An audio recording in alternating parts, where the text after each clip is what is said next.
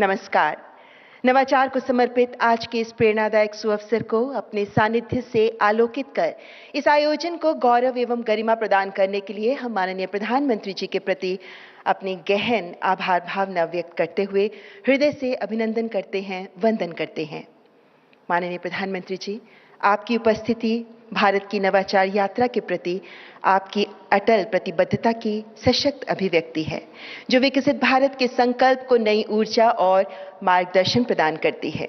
We also extend a gracious and respectful welcome to Shri Dharmendra Pradhan, Honorable Minister of Education, Dr. Jitendra Singh, Honorable Minister of Science and Technology, Shri Jayant Chaudhary, Honorable Minister of State for Education, and Dr. Sukant Majumdar, Honorable Minister of State for Education. And we warmly welcome esteemed dignitaries from government, academia, industry, and the broader innovation ecosystem. A very warm welcome to युग्म 2025. मान्यवर, आज भारत नवाचार की नई परिभाषा गढ़ रहा है, जिसके शिल्पकार हैं माननीय प्रधानमंत्री जी।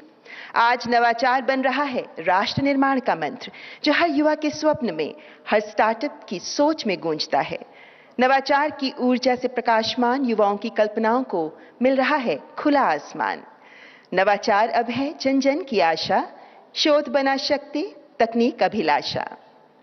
अब मैं वाधवानी फाउंडेशन के प्रेसिडेंट और chief executive officer doctor Ajay केला को आमंत्रित करती हूं कि वे मंच पर आएं तथा माननीय प्रधानमंत्री जी का अभिनंदन करें।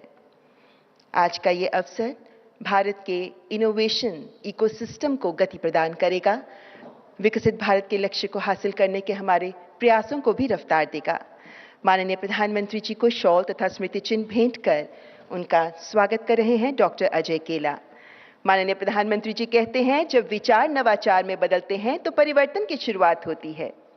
आपके नेतृत्व में देश दृढ़ संकल्प के साथ नवाचार के पथ पर अग्रसर है। नवाचार को आत्मनिर्भर भारत और विकसित भारत का आधार बनाने के सूत्रधार हैं माननीय प्रधानमंत्री जी। धन्यवाद डॉक्टर अजय केला।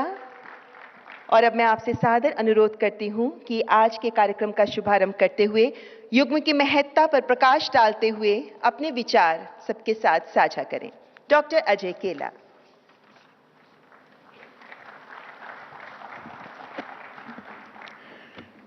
नमस्कार।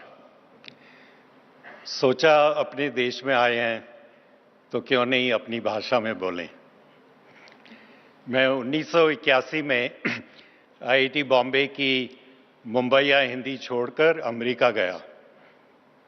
आजकल सोचता हूँ अमेरिकन इंग्लिश में ट्रांसलेट करता हूँ और बोलता हूँ टूटी फूटी हिंदी में। अगर गलती हो जाए तो प्लीज़ क्षमा करना। आदरणीय प्रधानमंत्री श्री नरेंद्र मोदी जी, यहाँ आए आदरणीय मंत्रीगण, आप यहाँ आए हम सब के लिए एक बहुत गर्व की बात है। आज यहाँ देश के कोने कोने से सब विजनरी भी इकट्ठा हुए हैं। फाउंडेशन की तरफ से और मेरी तरफ से आपका हार्दिक स्वागत।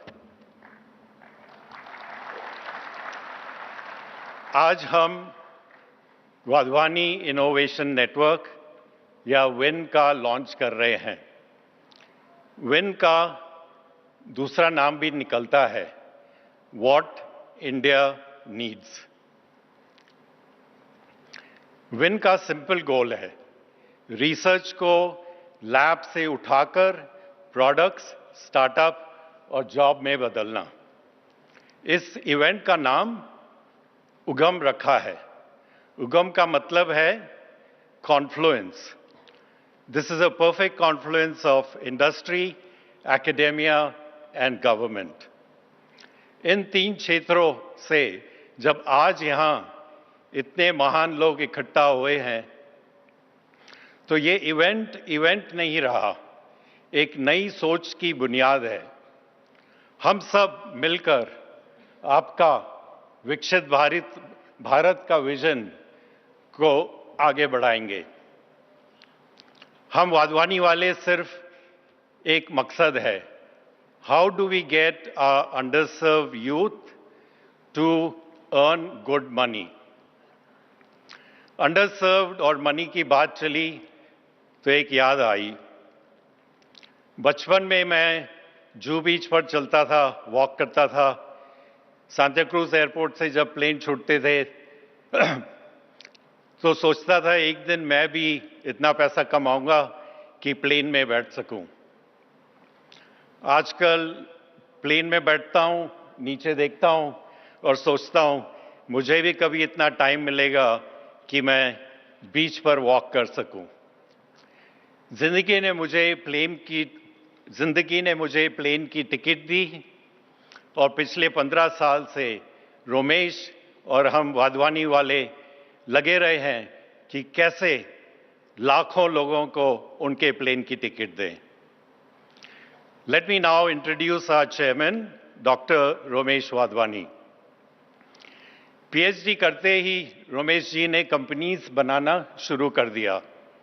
अब तक उन्होंने 30 कंपनियां बनाई और आज वो 50,000 करोड़ के मालिक हैं।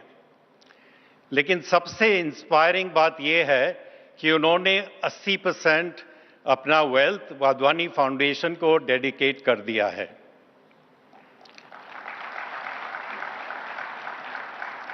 जब खर्चा करने की बात आती है, उनका एक ही मंत्र है, invest in impact, outcomes and job creation. तो ये पैसा जब हम बहुत सोच समझ के खर्चते हैं, वहीं जहां असली बदलाव हो, लोगों की जिंदगी सुधरे, देश का निर्माण हो। विकसित Bharat, here we all come. Here comes our visionary chairman, Dr. Romesh Wadhwani. Thank you very much.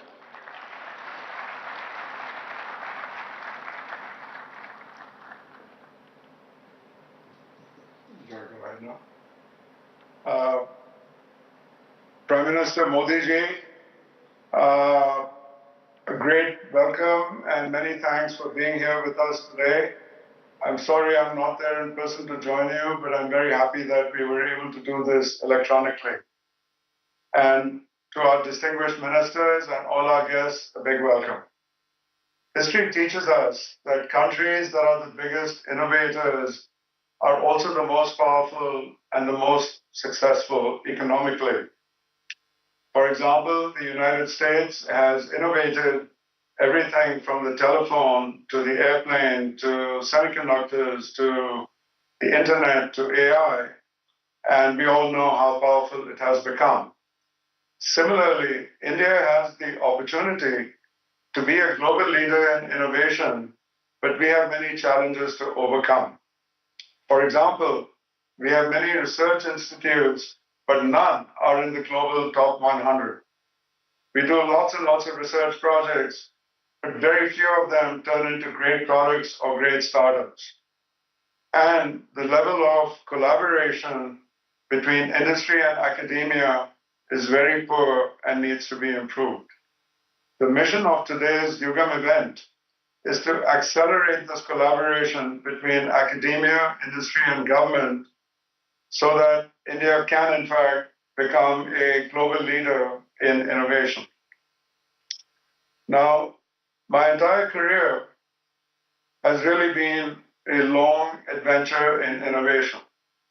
At IIT Bombay, I built the first rocket built in India, and we fired it up in the air, it went up 100 feet, and then, of course, it came back down to earth. But that was the start of my innovation journey, which then turned into a passion for entrepreneurship, and I started my first company straight after getting my PhD. Over the years, I have built 30 successful software companies, and all the way from robotics to supply chain management to AI for healthcare. And in spite of that, I continue to be as passionate as I have ever been about building the next generation of companies, which I'm doing now, using the most advanced AI applied to the business enterprise. Now, with success I believe there's an obligation to give back and be philanthropic. So 25 years ago, I started Wadhwani Foundation with the mission of accelerating job creation and economic development in India and other emerging economies through large-scale initiatives in entrepreneurship and skilling. The objectives were to create 5 million new jobs and to skill another 25 million people to become employable. This journey is progressing well. Each of these initiatives has multiple programs, all of which are moving along, and we keep adding new programs every year. Most recently, we launched the Wadhwani Innovation Network with partnerships with a number of leading research institutes. And the agreements that we have just signed today, right here in the presence of the Prime Minister, with leading institutes like IIT Kanpur, IIT Delhi, will now take Wadhwani Innovation Network to the next level. We are also beginning to integrate these initiatives to help create the National Jobs Platform for India. In addition, we have two major initiatives for accelerating AI in the Indian government. One is the Wadhwani Digital Transformation Initiative, and the other one is the Wadhwani AI Institute, which in fact the Prime Minister launched himself a little over 6 years ago, which I'm doing jointly with my younger brother. Now, innovation today is moving at speed and scale that is just unbelievable. The key principles today are dream big, act bold, and move fast. Prime Minister Modi ji एक महान नव प्रवर्तक है और उनकी dreams, Bharat की dreams बहुत बड़ी हैं. उनके ज्यादा इनिशिएटिव्स बहुत बोल्ड हैं, जैसे विकसित भारत या मेक इन इंडिया. और उनके मिनिस्टर जानते हैं, प्राइम मिनिस्टर की इच्छा है जो भी वो काम कर रहे हैं ज्यादा जल्दी कर लें. मेरी छोटी सी स्केल में मैं भी यही प्रिंसिपल्स लगा रहा हूं और मेरे सामने बहुत ज्यादा काम अभी भी है. मैं आपसे एक बड़ा चैलेंज, आप सबसे मैं एक बड़ा चैलेंज पेश करना चाहता हूं. अनुसंधान और इनोवेशन में आपकी ड्रीम्स कितनी बड़ी हैं? आपके एक्शंस कितने बोल्ड होंगे? आपकी प्रगति की स्पीड कितनी तेज होगी? जो भी आप करेंगे वैसा भी तो भारत बनेगा.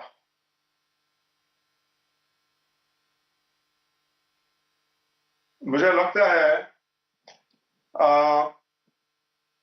अब सब साथ में चलें और ये युगम की स्पिरिट लगाएं. एकेडेमिया, इंडस्ट्री और गवर्नमेंट की कोलैबोरेशन बढ़ाएं तो इंडिया ग्लोबल सुपर पावर जरूर बनेगा. जय हो.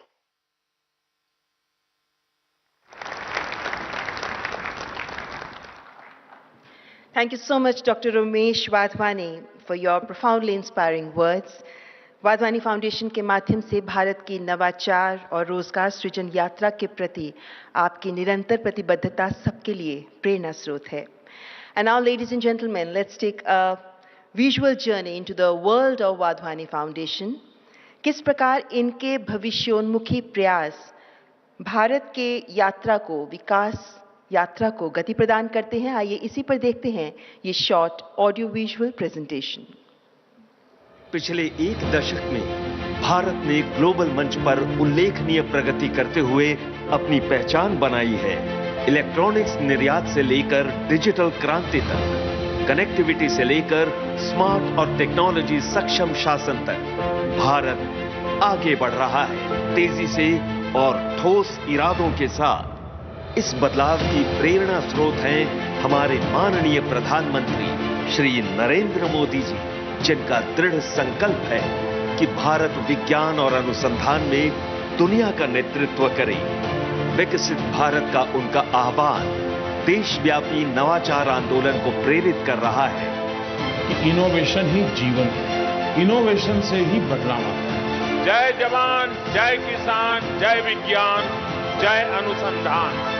इस नवाचार आंदोलन को गति देने के उद्देश्य से वाधवानी फाउंडेशन ने शिक्षा मंत्रालय, ANRF तथा AICTE के सहयोग से वाधवानी इनोवेशन नेटवर्क विन की शुरुआत की है, जिसे आज हम इस युग्म इनोवेशन कॉन्क्लेव के जरिए राष्ट्रीय स्तर पर लॉन्च कर रहे हैं। अनुसंधान और इनोवेशन की तरफ अग्रसर विन लैब से मार्केट तक की एक अनोखी पहल है, जो शिक्षा संस्थान, इंडस्ट्री और सरकार को एक मंच पर जोड़ती है।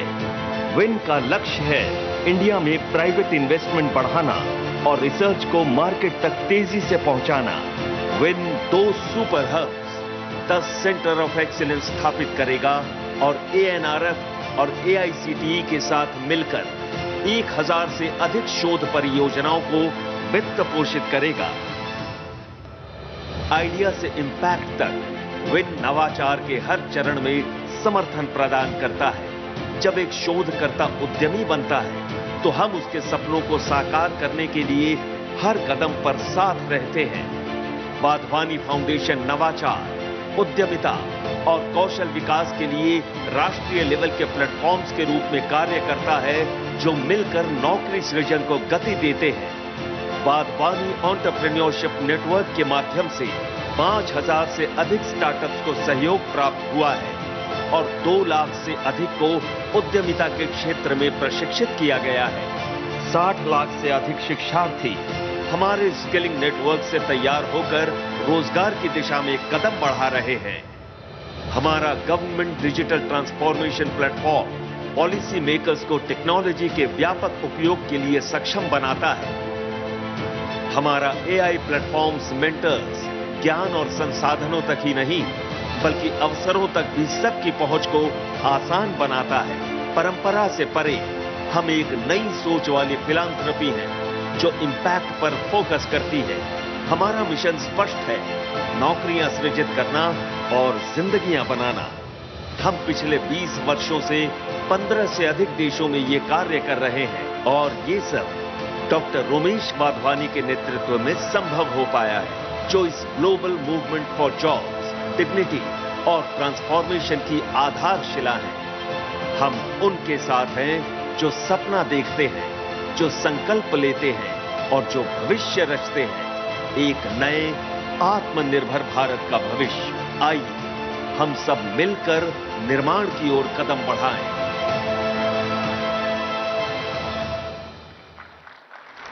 ज़मीं को फलक को हुआ तब गुमान, लिखा चांद पर हमने जय हिंदुस्तान। जहां तुम खड़े हो वहीं हो शुरू, बना दो तुम भारत को सबका गुरु, बना दो तुम भारत को सबका गुरु। यही है आह्वान युग्म 2025 का। देवी और सज्जनों, अब हम ऐसे महत्वपूर्ण क्षण की ओर कदम बढ़ा रहे हैं जो 3 प्रमुख राष्ट्रीय स्तर की पार्टनरशिप्स का साक्षी बनने जा रहा है। 3 major national scale collaborations being finalized through exchange of MOUs. इन समझौता ज्ञापनों के माध्यम से 1400 करोड़ से अधिक की प्रतिबद्धता जताई जा रही है, जो भारत की नवाचार क्षमता के विकास में महत्वपूर्ण योगदान देगी। The first MOU is a partnership between the Wadhwani Foundation and IIT Kanpur to establish the Super Hub in Artificial Intelligence and Intelligence Systems. May I please request Professor Manindra Agrawal, Director IIT Kanpur, and Dr. Ajay Kela, President and CEO Wadhwani Foundation, to please step forward to exchange the MOU. Artificial intelligence और intelligent systems को समर्पित एक महत्वाकांक्षी योजना जिसमें 500 करोड़ की लागत से एक अत्याधुनिक स्कूल स्थापित करने का प्रस्ताव है, जो artificial intelligence, cyber security, robotics और AI पॉलिसी के क्षेत्र में उन्नत अनुसंधान केंद्रों और 50 एक्सटर्नल हब्स के साथ भारत को वैश्विक स्तर पर एआई के क्षेत्र में अग्रिम पंक्ति में स्थापित करेगा। Thank you, Professor Manindra Agrawal, and I request Dr. Kela to please stay back for the next MOU, which is the MOU between Wadhwani Foundation and IIT Bombay for launching the Super Hub in Biosciences and Health Tech. May I please request Professor Shirish Kedare, Director IIT Bombay, to step forward and exchange the MOU with Dr. Ajay Kela. ये super hub एक परिवर्तनकारी पहल है। 300 करोड़ की लागत का ये hub biotech, health systems, medical devices और ट्रांसलेशनल साइंसेज के क्षेत्र में रिसर्च और इनोवेशन को नए आयाम प्रदान करेगा। थैंक यू प्रोफेसर शिरीष केदारे। और तीसरा एमओयू वाधवानी फाउंडेशन और अनुसंधान नेशनल रिसर्च फाउंडेशन ANRF के बीच होने जा रहा है। मैं please request Dr. Shiv Kumar Kalyanaraman, CEO of ANRF, to kindly join us to exchange the MOU with Dr. Ajay Kela. This is the MOU for jointly funding the high-impact translational research, AI, quantum technologies, biosciences, health tech, smart mobility जैसे क्षेत्रों पर इसमें focus रहेगा। Thank you, Dr. Shiv Kumar Kalyanaraman and Dr. Ajay Kela. ये partnerships राष्ट्रीय नवाचार की नींव को और अधिक मजबूती देते हुए अनुसंधान को सही दिशा भी प्रदान करेंगी।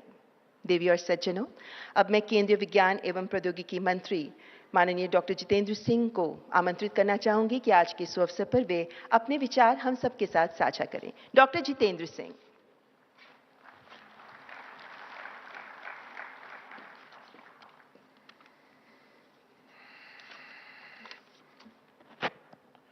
परम आदरणीय प्रधानमंत्री जी, आदरणीय शिक्षा मंत्री जी, माननीय मंत्री जयंत चौधरी साहब, doctor Majumdar ji, doctor Kela from Wadhwani foundation, ladies and gentleman, members of the fraternity.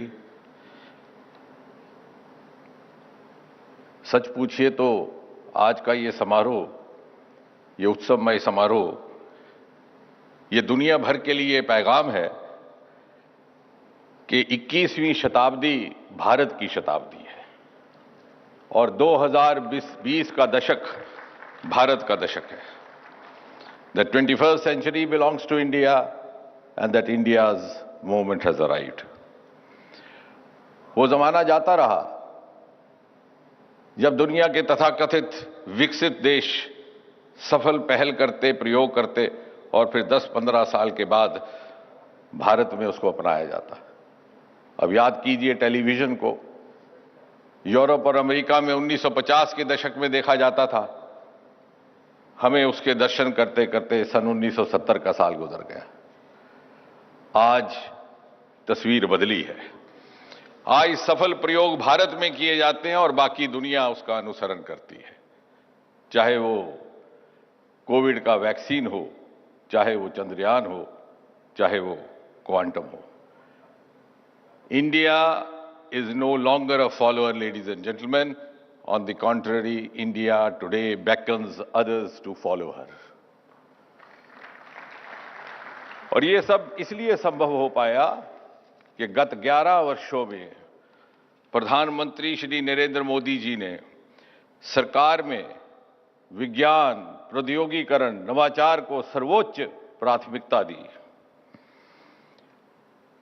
और ये एहसास करवाया कि यदि भारत को आगे बढ़ना है तो उसका रास्ता विज्ञान और नवाचार से होकर के गुजरता है, वरना हम में कोई कमी ना थी।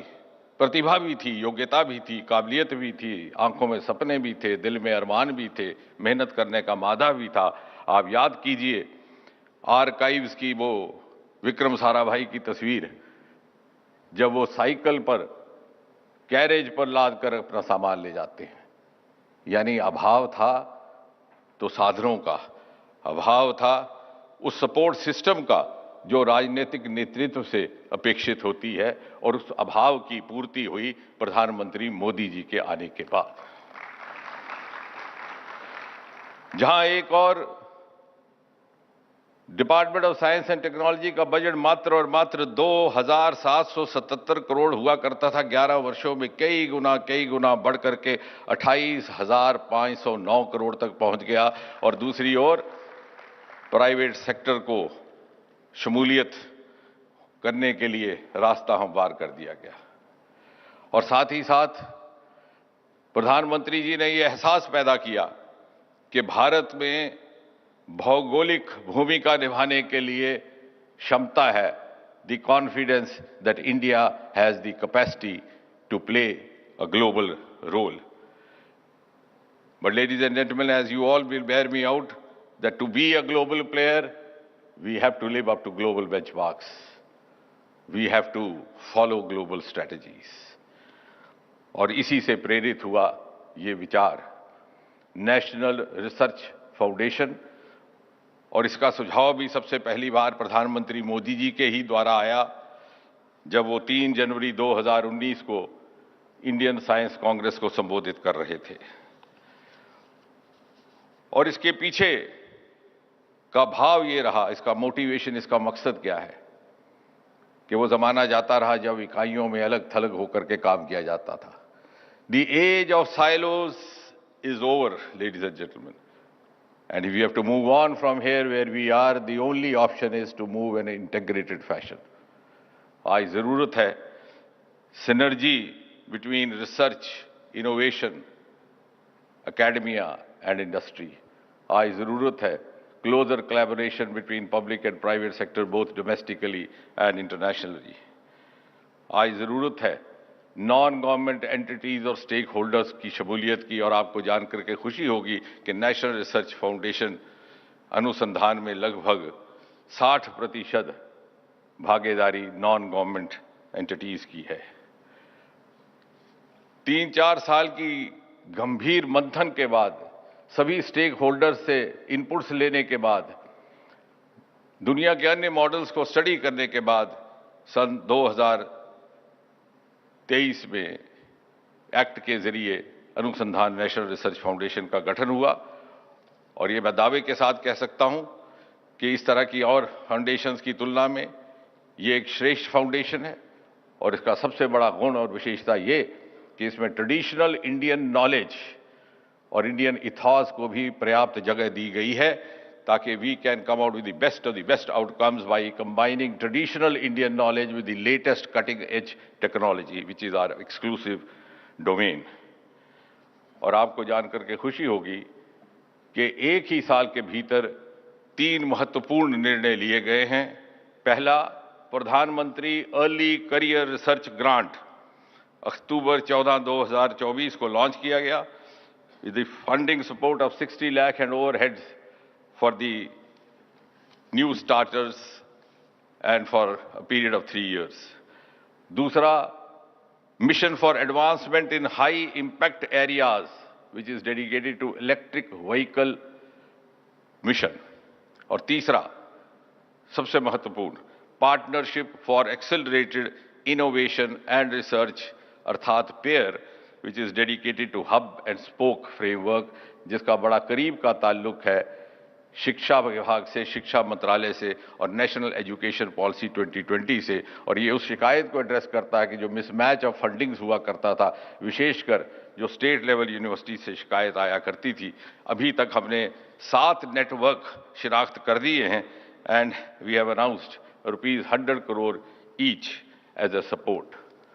और आज ये एक नया पड़ाव, जैसे रमेश वाधवानी जी ने आपके आगे बात रखी, a commitment for research translation and co funding of Anusandhan national research foundation backed projects by Wadhwani foundation. Ladies and gentlemen, Vadwadi Foundation has shown the way and I am sure others too would be motivated to follow them. समय की मर्यादा को ध्यान में रखते हुए, बात समाप्त करते हुए मैं केवल इतना कहूंगा कि अनुसंधान नेशनल रिसर्च फाउंडेशन का जन्म प्रधानमंत्री मोदी जी की कल्पना और प्रेरणा से हुआ था।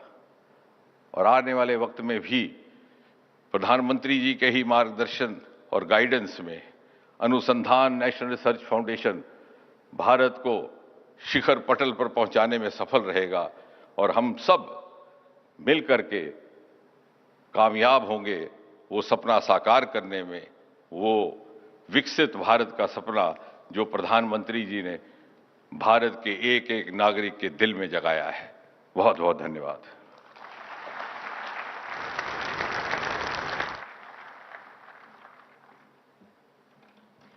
बहुत बहुत धन्यवाद माननीय मंत्री महोदय। और देवीय सज्जनों, अब मैं अत्यंत सम्मान के साथ माननीय केंद्रीय शिक्षा मंत्री श्री धर्मेंद्र प्रधान जी को भी आज की इस महत्वपूर्ण राष्ट्रीय पहल युग्म 2025 के अवसर पर अपने मनोभाव प्रस्तुत करने के लिए आमंत्रित करती हूं। धर्मेंद्र प्रधान जी।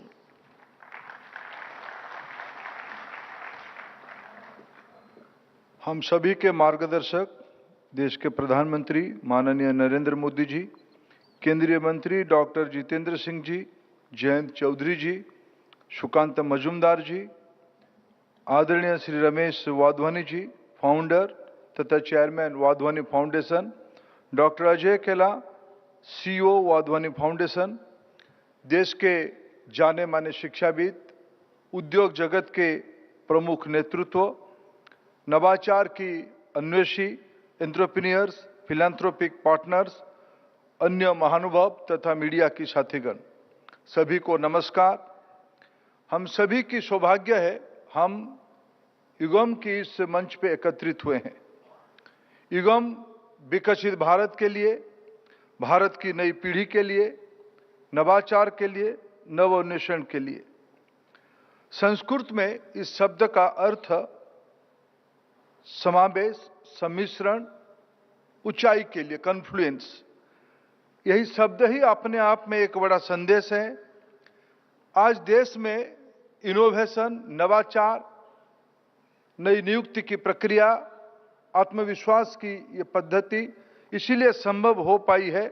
इसके पीछे हिमालय की चट्टान की तरफ माननीय प्रधानमंत्री जी के नेतृत्व, जो विशेष करके युवा पीढ़ी के मन में एक नया उत्साह भरा है। राष्ट्रीय प्राथमिकता को ध्यान में रखते हुए अपने अनुसंधान को, अपनी मेधा को समर्पित करना, देश को विकसित भारत बनाने के समर्पित होने का ये एक मंच बना है। ये इसीलिए संभव हो पाई है, हमारी एक सामूहिक प्रयास है। मित्रों, 2014 के पहले देश में उच्च स्तरीय शिक्षानुष्ठान में केवल 3 ही रिसर्च पार्क होते थे। 2014 के उपरांत आज तक 6 नए रिसर्च पार्क आज देश की युवा पीढ़ी के लिए समर्पित है, काम कर रहा है। अभी सरकार की सामूहिक प्रयास से और नया 13 रिसर्च पार्क की कल्पना, उसकी सपना हम सब लोग देख रहे हैं। मित्रों, माननीय प्रधानमंत्री जी के मार्गदर्शन में राष्ट्रीय शिक्षा नीति के तहत अनुसंधान नेशनल रिसर्च फाउंडेशन एक दृढ़ स्तंभ, एक सुखद स्तंभ के रूप में, एक प्रयास के रूप में इंडस्ट्री एकेडेमिया की कोलैबोरेशन और को फंडिंग का एक नया मंच बनते जा रहा है। आज emerging technologies and deep tech में इसके महत्व को ध्यान में रखते हुए इसको अनेक विषय में मल्टी सेक्टर, मल्टी प्रायोरिटी के साथ उसमें आज हम काम कर रहे हैं। मित्रों, सरकार की ओर एक सफल प्रयास पिछले 11 साल में विशेष करके तरुण छात्र और युवा पीढ़ी के अंदर नवाचार को, इनोवेशन को कल्चर ऐसे ही नहीं बना है। अटल इनोवेशन मिशन माननीय प्रधानमंत्री जी की एक अनोखा परिकल्पना है। उसकी सफल प्रयोग 10,000 स्कूल्स में अटल टिंकरिंग की लाभ पे रूप लिया है। उसकी सफलता को देखते हुए 2025-26 की वित्तीय वर्ष में माननीय प्रधानमंत्री जी ने आने वाले 5 साल में और नई 50,000 अटल टिंकरिंग लैब को देश की सरकारी स्कूलों में खुलने का अनुमति दिया है। मैं माननीय प्रधानमंत्री जी का आभार प्रकट करता हूं। मित्रों, 2014-15 में देश की हायर एजुकेशन में 3 करोड़ 42 लाख बच्चे पढ़ते थे। आज 2021-22 की जानकारी तक देश में 4 करोड़ 46 लाख विद्यार्थी आज पढ़ रहे हैं। यह पिछले 10 साल की उच्च शिक्षा की एक सफल प्रमाण है। मित्रों, आज मैं अगर विश्व पटल पे भारत के बारे में कैसे लोग सोचते हैं, मैं एक आस्पी ऑस्ट्रेलिया के प्रमुख, विश्व के प्रमुख टेक्नोलॉजी ट्रैकर की समीक्षा को अगर भारत की दृष्टि से भारत की ओर देखता हूं, विश्व की 64 क्रिटिकल टेक्नोलॉजी में से 45 में आउट ऑफ 64 45 टेक्नोलॉजी में पहला 5 स्थान में आज भारत खड़ा दिख रहा है। यह भारत की सामूहिक उपलब्धि है। 2015 में 11 institution QS world university ranking के अंदर आते थे। आज 2025 में यह संख्या बढ़ के 46 तक पहुंचा है। मैं आज बधाई दूंगा आदरणीय रमेश वाधवानी जी को, माननीय प्रधानमंत्री जी के इस आह्वान को आगे बढ़ाने के लिए industry, academia, policy maker, government की पार्टनरशिप को मजबूत करने के लिए उन्होंने आगे आया है। और आज हम सबके सामने कई नई इनिशिएटिव की शुभारंभ किया गया है। उसमें से मैं प्रमुख मानता हूं 1400 करोड़ रुपया की इस पार्टनरशिप का नींव रखना, फाउंडेशन रखना। उसकी लाभार्थी एएनआरएफ होगा, एआईसीटी होगा, भारत की प्रमुख आईआईटीज और आईआईसी होगा। इसके अर्थ भारत की मेधावी नई विद्यार्थी होगा, युवा होगा। नेशनल एजुकेशन पॉलिसी के एक प्रमुख परामर्श था, रिकमेंडेशन था, कल्चर ऑफ इनोवेशन। मैं आज जिम्मेवारी के साथ कह सकता हूं, माननीय प्रधानमंत्री जी की मार्गदर्शन में आज विश्व में हम अपना स्थान बना रहे हैं। 2015 में ग्लोबल इनोवेशन इंडेक्स में हमारी स्थान 81st पोजीशन पे हम थे, 81वें स्थान पे हम लोग थे। आज 2024 में ग्लोबल इनोवेशन इंडेक्स में हमारी स्थान 39 तक पहुंची है। ये केवल वक्तव्य नहीं है, ये प्रमाण है। आज मैं युगम वाधवानी इनोवेशन नेटवर्क की सुपर हब्स और इनोवेशन सेंटर्स के माध्यम से देश की युवा पीढ़ी में देश की प्राथमिकता, देश की आवश्यकता, देश की सामान्य लोगों की जरूरत को पूरा करने के लिए, अपने उद्यमिता की ओर बढ़ने के लिए इस प्रयास को समर्पित करता हूं। विशेष करके मैं आभार प्रकट करूंगा माननीय प्रधानमंत्री जी और वाधवानी फाउंडेशन का। हमारी रिसर्च इकोसिस्टम पे अभी चर्चा किया गया है, आइडिया टू प्रोडक्ट। मित्रों, हमारे देश में सारे संभावना होने के बावजूद हैंड होल्डिंग के अभाव से पिछले कई दशकों में हमारी रिसर्च पेपर में सीमित होता था। हमारा आइडिया में ही रहता था भारत के अंदर, वो आइडिया बाहर जाके हमारे पास प्रोडक्ट होके लौटता था। आज इस पहल से हम प्रयास कर रहे हैं valley of death TRL level 4 to 8 के अंदर एक ब्रिज बनाने के लिए एक महत्वपूर्ण उपलब्धि मैं इस प्रकल्प को मानता हूं। यह प्रकल्प विकसित भारत के लिए, भारत को नई ऊंचाई तक पहुंचाने के लिए, नवाचार को प्राथमिकता देने के लिए। इसलिए माननीय प्रधानमंत्री जी की इस वक्तव्य से मेरी वाणी को मैं विराम देता हूं। माननीय प्रधानमंत्री जी कहते हैं, innovation no longer remains a choice but has become an imperative. मैं बहुत बहुत आभार प्रकट करता हूं सभी महानुभावों का, जिन्होंने आज इस ऐतिहासिक क्षण का साक्षी बने। विकसित भारत की प्रवास के लिए एक कदम हम मिलकर आगे बढ़ाएंगे। धन्यवाद। जय भारत। बहुत बहुत धन्यवाद माननीय केंद्रीय शिक्षा मंत्री श्री धर्मेंद्र प्रधान जी, आपके संबोधन के लिए। देवी और सज्जनों, एक सोच बदल सकती है तकदीर, हौसलों से लिखी जाती है तहरीर। माननीय प्रधानमंत्री जी के उद्घोष जय विज्ञान जय अनुसंधान ने हमारे राष्ट्रीय संकल्प को पुनः प्रज्वलित किया है, ताकि विज्ञान, नवाचार और अनुसंधान को हम सभी देशवासी राष्ट्र निर्माण के मंत्र के स्वरूप आत्मसात कर विकसित भारत की यात्रा का अभिन्न अंग बना सके। माननीय प्रधानमंत्री जी, आपके मुखारबिंद से निकला प्रत्येक वचन हमें नई दिशा प्रदान करता है। आपकी कर्मठता और राष्ट्रनिष्ठा को नमन करते हुए अत्यंत हर्ष और सम्मान के साथ मैं माननीय प्रधानमंत्री जी को संबोधन के लिए आमंत्रित करती हूं। कृपया अपने उद्गार प्रस्तुत कर हमारा मार्गदर्शन करें। प्रधानमंत्री Shri Narendra Modi ji.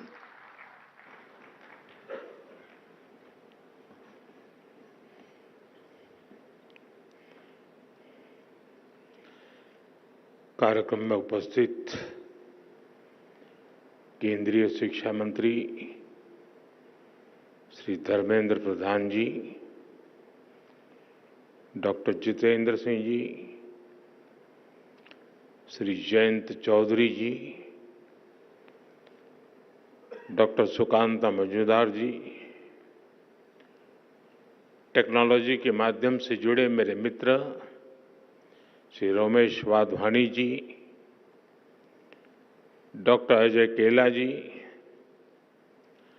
Science and technology और एजुकेशन वर्ल्ड से जुड़े आप सभी साथी, अन्य महानुभाव, देवी और सज्जनों, आज यहां सरकार, एकेडमिया, साइंस और रिसर्च से जुड़े भिन्न भिन्न क्षेत्र के लोग इतनी बड़ी संख्या में उपस्थित है। ये एकजुटता, ये कॉन्फ्लुएंस, इसी को युग्म कहते हैं।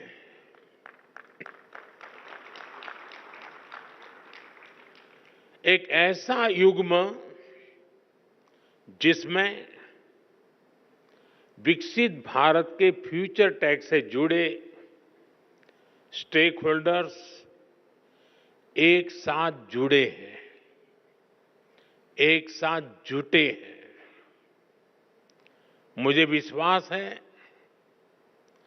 भारत की इनोवेशन कैपेसिटी और डीप टेक में भारत की भूमिका को बढ़ाने के लिए हम जो प्रयास कर रहे हैं, उसे इस आयोजन से और बल मिलेगा।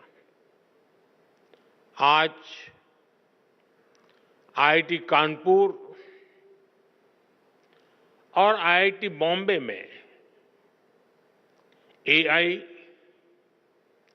इंटेलिजेंस सिस्टम और bio science, biotechnology, health and medicine के सुपर हब्स की शुरुआत हो रही है।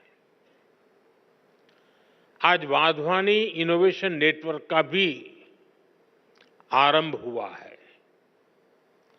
अनुसंधान नेशनल रिसर्च फाउंडेशन के साथ मिलकर रिसर्च को आगे बढ़ाने का संकल्प भी लिया गया है। मैं इस प्रयास के लिए वाधवानी फाउंडेशन को, हमारी आईआईटीज को और दूसरे सभी स्टेक होल्डर्स को बहुत बहुत बधाई देता हूं।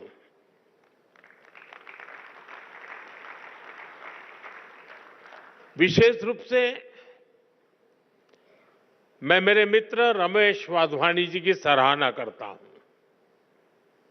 आपके डेडिकेशन और सक्रियता से प्राइवेट और पब्लिक सेक्टर ने मिलकर देश की शिक्षा व्यवस्था में कई सकारात्मक बदलाव किए हैं।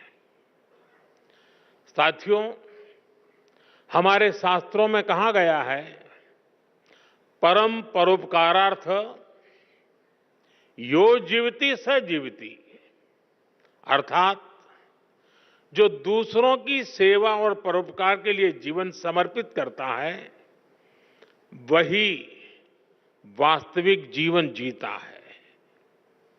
इसलिए हम साइंस और टेक्नोलॉजी को भी सेवा का ही माध्यम मानते हैं।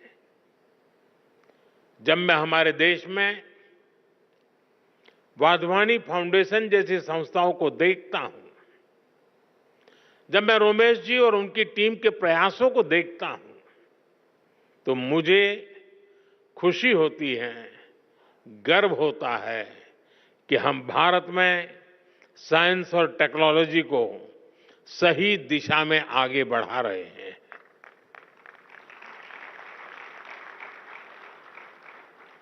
हम सब जानते हैं, रोमेश जी ने तो अपने जीवन को काफी संघर्ष में तपाया है, सेवा के लिए समर्पित किया है। जन्म के तुरंत बाद जब वो कुछ ही दिन के थे, तब विभाजन की विभीषिका झेलना,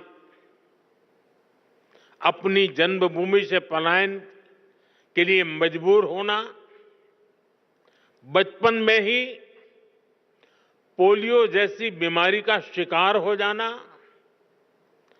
और उन कठिन परिस्थितियों से निकलकर इतने बड़े बिजनेस एम्पायर को बिल्ड करना, ये अपने आप में एक असाधारण और प्रेरणा देने वाली जीवन यात्रा है।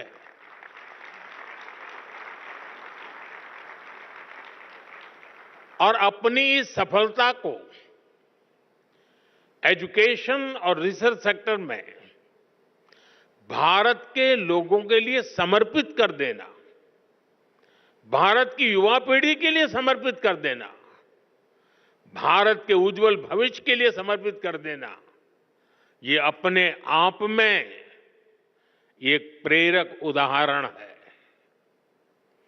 वाधवानी फाउंडेशन स्कूली शिक्षा, आंगनवाड़ी से जुड़ी टेक्नोलॉजी और एग्रीटेक में भी काफी काम कर रहा है। मैं इसके लिए और इसके पहले भी Wadhwani institute of artificial intelligence की स्थापना जैसे अवसर पर आप सबके बीच आया हूं। मुझे विश्वास है आने वाले समय में वाधवानी फाउंडेशन ऐसे ही अनेक माइलस्टोन्स गढ़ता रहेगा। मेरी शुभकामनाएं आपकी संस्था के साथ है, आपके इनिशिएटिव के साथ है। साथियों, किसी भी देश का भविष्य उसकी युवा पीढ़ी पर निर्भर होता है। इसलिए ये जरूरी है कि हम अपने युवाओं के भविष्य के लिए और उनको भारत के उज्जवल भविष्य के लिए तैयार करें। इसमें बड़ी भूमिका देश के एजुकेशन सिस्टम की भी होती है।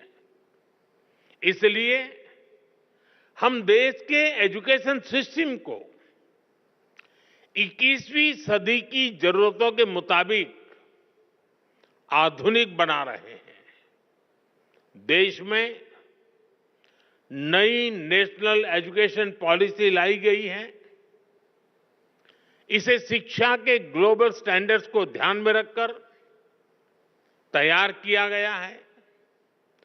नई एजुकेशन पॉलिसी आने के बाद हम भारतीय एजुकेशन सिस्टम में बड़ा बदलाव भी देख रहे हैं। National curriculum framework, learning teaching material और क्लास 1 से लेकर क्लास 7 तक नई टेक्स्ट बुक तैयार कर ली गई है। पीएम ई विद्या और दीक्षा प्लेटफॉर्म के तहत one nation one digital education infrastructure का निर्माण किया गया है। ये इंफ्रास्ट्रक्चर एआई बेस्ड है और स्केलेबल भी है। इसका इस्तेमाल देश की 30 से ज्यादा भाषाओं और 7 विदेशी भाषाओं में टेक्स्ट बुक्स तैयार करने के लिए हो रहा है। नेशनल क्रेडिट फ्रेमवर्क के जरिए स्टूडेंट्स के लिए अलग अलग विषयों को एक साथ पढ़ाना आसान हो गया है। यानी भारत के स्टूडेंट्स को अब आधुनिक शिक्षा मिलनी शुरू हुई है। उनकी कैरियर के लिए नए रास्ते बन रहे हैं।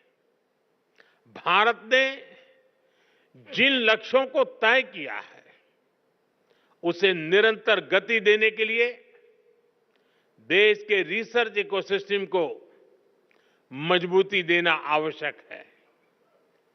पिछले 1 दशक में इस दिशा में तेजी से काम हुआ है। जरूरी संसाधनों को बढ़ाया गया है। 2013-14 में R&D पर ग्रॉस एक्सपेंडिचर केवल 60,000 करोड़ रुपए था। हमने इसे डबल से भी ज्यादा बढ़ाकर 1.25 लाख करोड़ रुपए से भी ऊपर कर दिया है।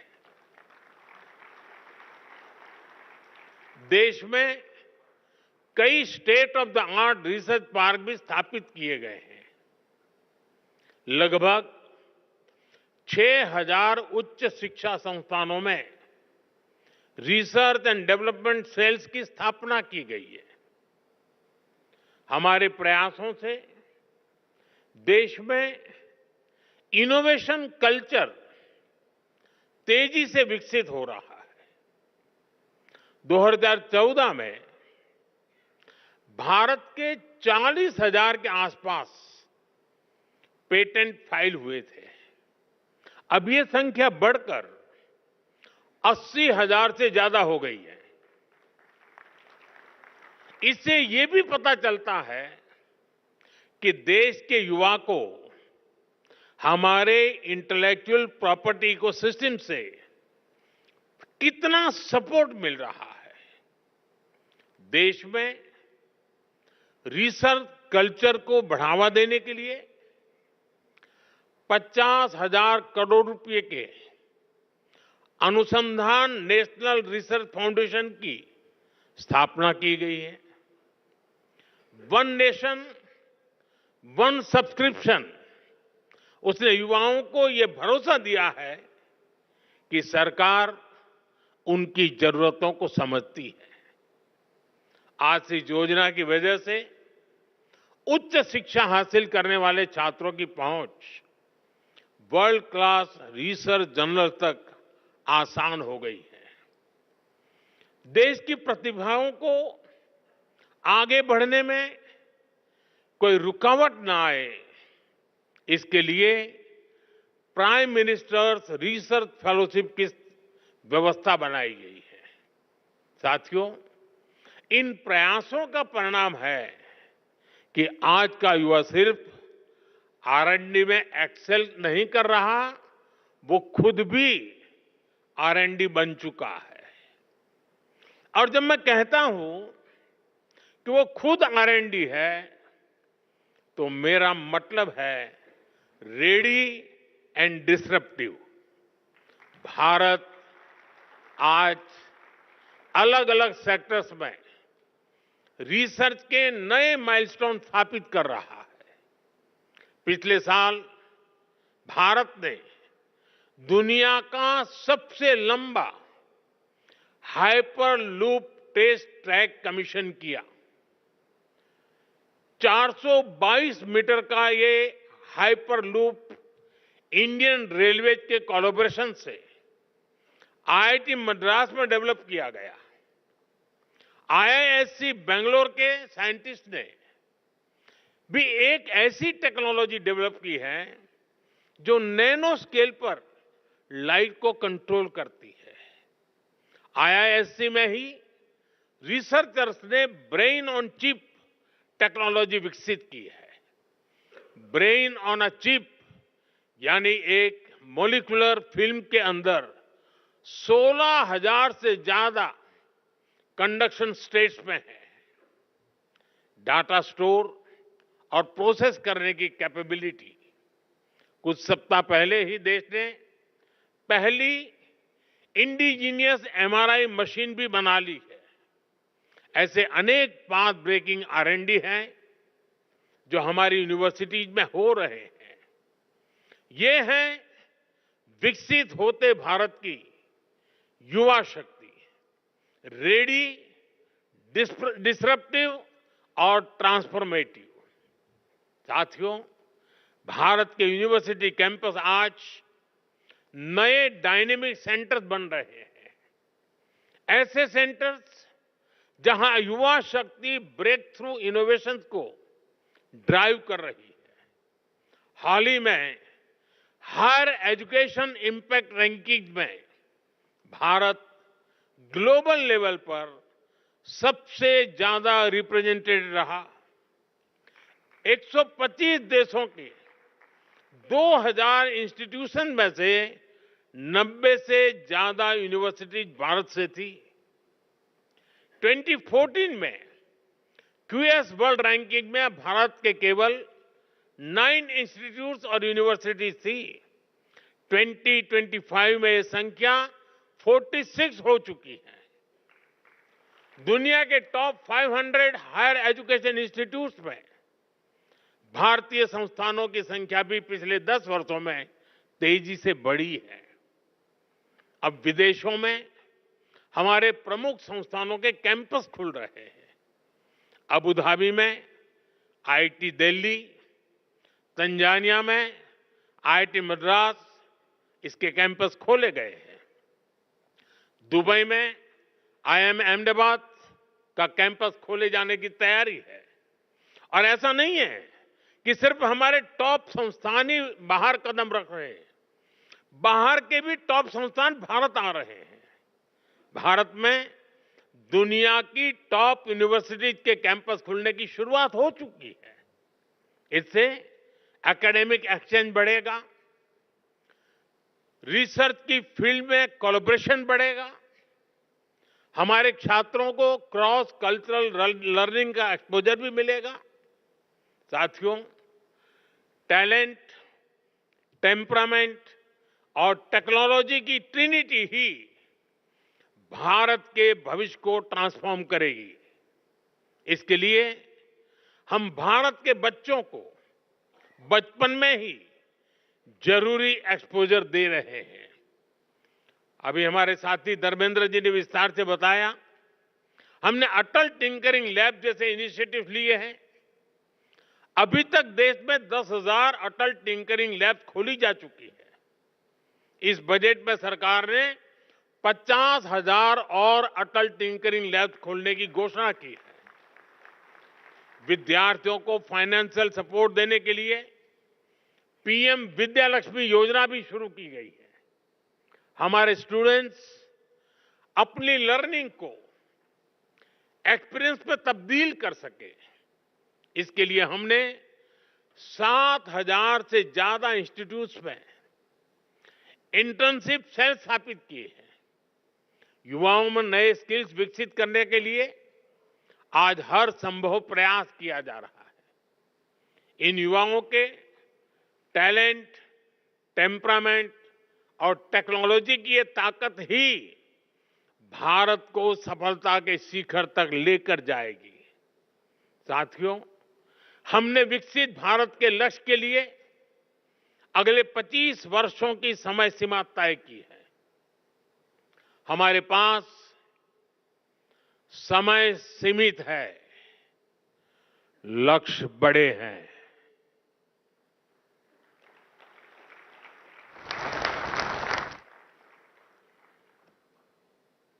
ये मैं वर्तमान स्थिति के लिए नहीं कह रहा हूं।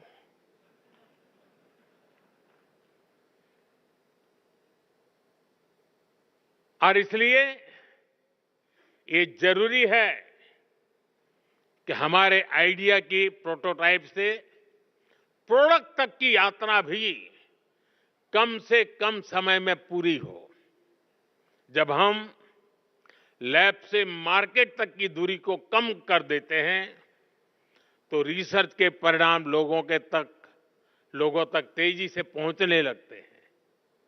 इससे रिसर्च को भी मोटिवेशन मिलता है, उनके काम, उनकी मेहनत का इंसेंटिव उन तक पहुंचता है। इससे रिसर्च, इनोवेशन और वैल्यू एडिशन के व्हील को और गति मिलती है। इसके लिए जरूरी है कि हमारा पूरा रिसर्च इकोसिस्टम एकेडमिक इंस्टीट्यूशन से लेकर इन्वेस्टर्स और इंडस्ट्री तक हर कोई रिसर्च के साथ खड़ा हो, उन्हें गाइड करे। इंडस्ट्री लीडर्स इस दिशा में एक कदम और आगे ला सकते हैं और वो हमारे युवाओं का मार्गदर्शन कर सकते हैं, फंड की व्यवस्था कर सकते हैं और साथ मिलकर नए सॉल्यूशन डेवलप कर सकते हैं। इसलिए सरकार रेगुलेशंस को सिंप्लीफाई करने, अप्रूवल्स को फास्ट ट्रैक करने के प्रयासों को भी गति दे रही है। साथियों, हमें AI, quantum computing, advance analytics, space tech, health take, synthetic biology को लगातार प्रमोट करना होगा। आज हम देख रहे हैं भारत एआई डेवलपमेंट और एडॉप्शन में आगे रहने वाले देशों में शामिल है। इसके विस्तार के लिए सरकार ने इंडिया एआई मिशन को लॉन्च किया है। इससे world class infrastructure, high quality data sets और रिसर्च फैसिलिटी तैयार किए जाएंगे। भारत में एआई सेंटर्स ही एक्सेलेंस की संख्या भी बढ़ाई जा रही है। देश के जाने माने संस्थानों, उद्योगों और स्टार्टअप के द्वारा इन सेंटर्स ऑफ एक्सेलेंस को गति मिल रही है। हम मेक एआई इन इंडिया इसके विजन पर काम कर रहे हैं और हमारा उद्देश्य है make AI work for India. इस बार के बजट में हमने आईआईटी में सीटों की संख्या और कैपेसिटी बढ़ाने का निर्णय लिया है। देश में मेडिटेक यानी मेडिकल प्लस टेक्नोलॉजी के कई कोर्सेज आईआईटी और एम्स के सहयोग से शुरू किए गए हैं। हमें इस जर्नी को समय से पूरा करना है। हमें हर फ्यूचर टेक्नोलॉजी में भारत को बेस्ट इन वर्ल्ड की लिस्ट में शामिल करना है। युग्म के जरिए हम इन प्रयासों को नई ऊर्जा दे सकते हैं। शिक्षा मंत्रालय और वाधवानी फाउंडेशन की साझा पहल से हम देश का इनोवेशन लैंडस्केप बदल सकते हैं। आज के इस आयोजन से इसमें बहुत ज्यादा मदद मिलेगी। मैं एक बार फिर युग्म पहल के लिए वाधवानी फाउंडेशन का आभार व्यक्त करता हूं। मेरे मित्र रमेश जी को अनेक अनेक शुभकामनाएं देता हूं। बहुत बहुत धन्यवाद। नमस्कार।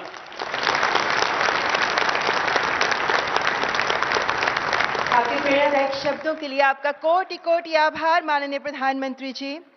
आपका प्रेरणादायी संदेश हम सबको दिशा दिखाता है। देश की नवाचार नीति को दृढ़ विश्वास के साथ दिशा देने हेतु आपका हार्दिक धन्यवाद। आपका ओजस्वी संदेश हम सभी के लिए प्रेरणा का स्रोत है।